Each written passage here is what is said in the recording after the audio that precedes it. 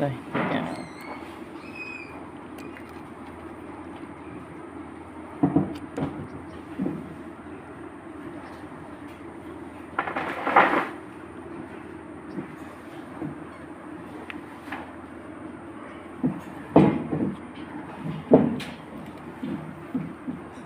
Đây.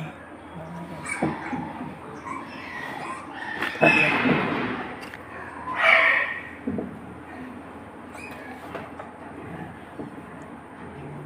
Bóc sạch đây. Hả? Ôi, để đây để con ra quay nó vẫn rõ thế này. Phủi này có vẻ hồng phủi này. Phủi này loại phủi. Ruột đây.